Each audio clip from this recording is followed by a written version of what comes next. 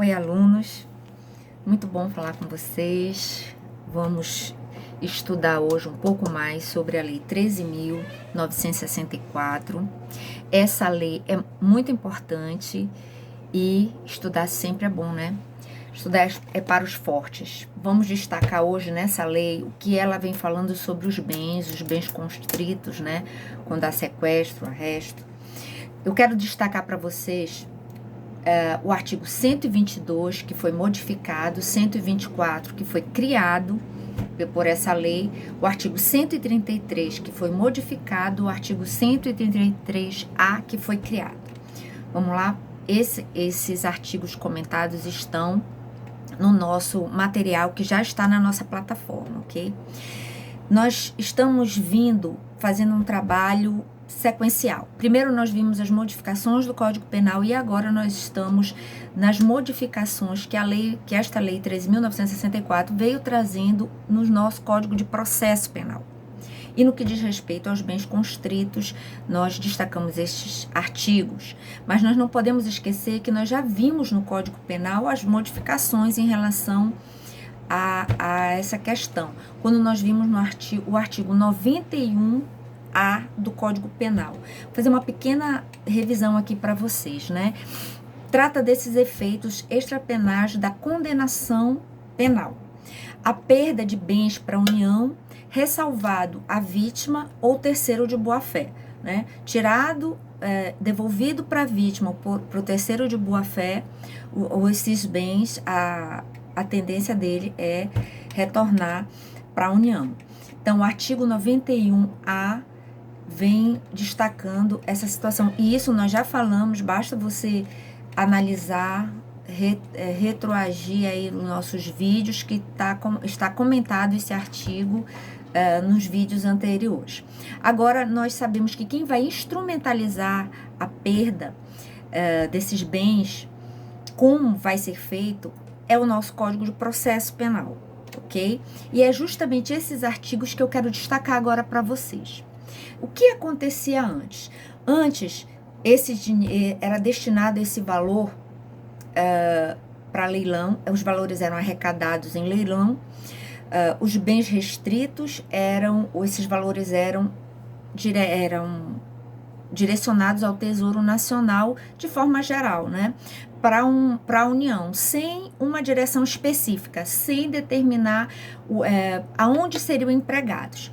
E justamente o artigo 122 e 133 da Lei 13.964 veio dando essa destinação para esses valores. Isso para nós é muito importante.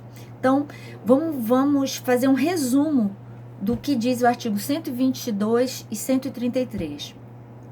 Ele dizia que o produto dessa alienação por leilão devia ser destinado apenas ao tesouro, né, sem esse direcionamento específico.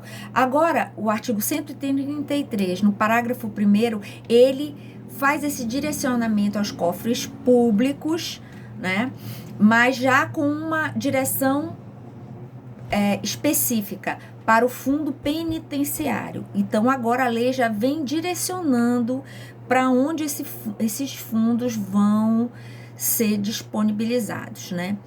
Vem trazendo uma exceção, salvo se lei especial conferir outra direção para esses fundos. Ou seja, agora a regra é que os fundos desses bens que são leiloados, são arrecadados, eles devam ir para o fundo penitenciário, salvo se na lei específica vier direcionando para outro fundo já existente, né? Onde nós podemos ver um exemplo disso, né? Nós podemos ver um exemplo disso na lei de drogas, né? Quando a gente visualiza que ela vem direcionando a lei 11.343 de 2006, direcionando para o FUNAD, né? Fundo Nacional Antidrogas, que visa justamente a prevenção e repressão ao tráfico de drogas. Então, quando a lei especial vier direcionando para outro fundo, prevalece a exceção da lei especial. Salvo o contrário, hoje, em vez de ser direcionado para a União, de forma generalizada, agora já vem especificando o fundo penitenciário, que para nós é muito importante, né? Aí eu tô deixando aí no material de vocês os artigos para que vocês possam ler, né? Que transitada em julgado a sentença condenatória, o juiz de ofício ou a requerimento do Ministério Público determinará a avaliação, a venda em leilão público cujo perdimento tenha sido decretado. Aí o dinheiro apurado será recolhido aos cofres públicos, o que couber será recolhido aos cofres públicos. O que não couber ao lesado é o terceiro de boa-fé, porque também você não pode prejudicar as pessoas de boa-fé ou a vítima, né? O apurado, isso que é importante para nós, esse direcionamento vai ser recolhido ao Fundo Penitenciário Nacional. Então, agora a regra é que esse dinheiro ele seja direcionado para o Fundo Penitenciário Nacional, exceto se houver previsão diversa em lei especial. É o exemplo que nós já demos da lei de drogas.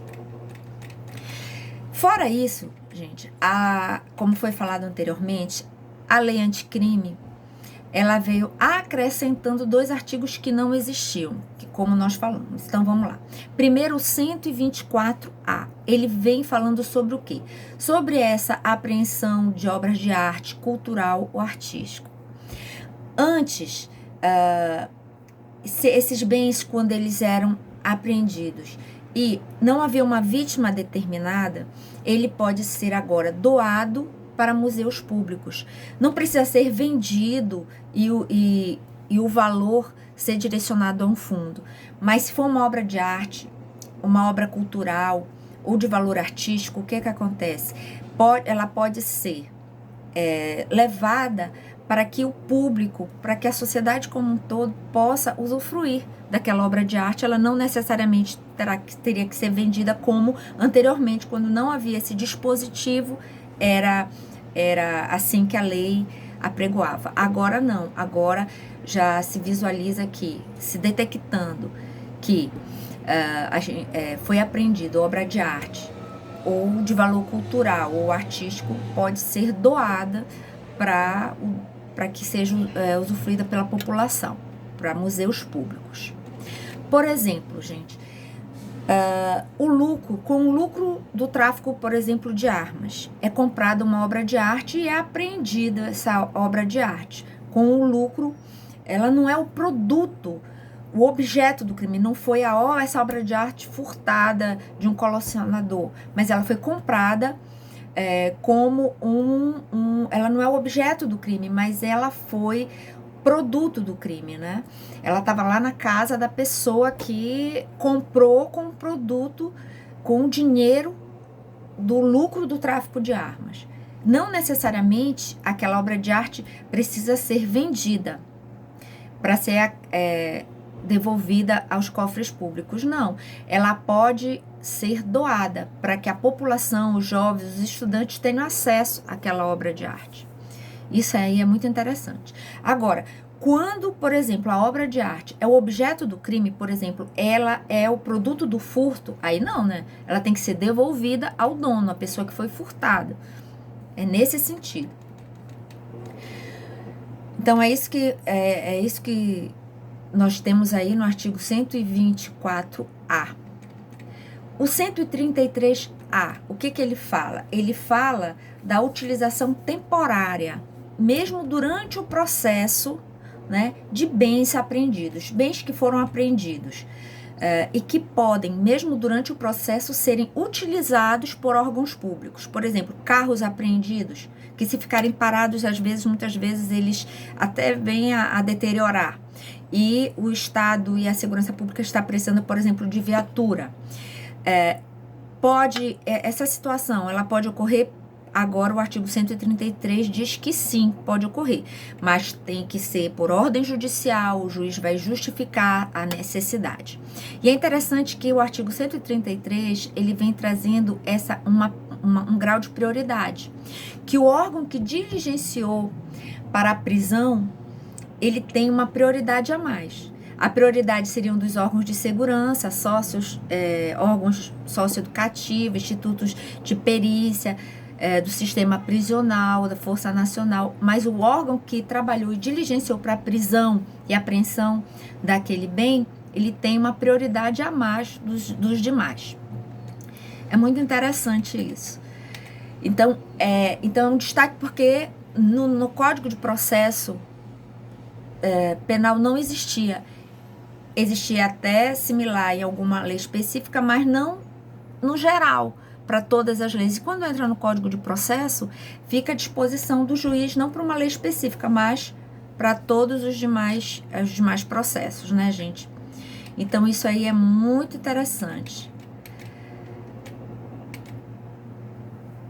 Transitada em julgada a sentença penal condenatória, a decretação desse perdimento do bens, né? Ressalvado o direito de lesar ou terceiro de boa-fé, o juiz pode determinar essa transferência definitiva. Então, depois que o processo acabou, transitou em julgado, o juiz faz essa transferência definitiva. Outra coisa que eu quero destacar para vocês, que no caso de veículo, embarcação, o parágrafo 3º vem dizendo que o juiz vai ordenar à autoridade de trânsito ou órgão de trânsito um registro, né, um certificado provisório, licenciamento em favor do órgão público que foi beneficiado com o uso daquele bem. Ficará isento de pagamento de multas, enquanto ele está usando e está no período do processo. E depois que acaba o processo, o juiz decreta realmente a transferência definitiva. Então, nós que somos os órgãos de segurança, nós sabemos que bem implementado, utilizado, isso vai ajudar muito no combate à criminalidade. Que nós sabemos que existem determinados crimes que têm uma infraestrutura muito grande, com aviões, com embarcações. Isso pode vir ajudar muito no aparelhamento de alguns estados, porque a nossa fronteira é uma fronteira imensa. E quanto mais equipamento nós pudermos ter, melhor. Principalmente se nós pudermos desarticular o crime.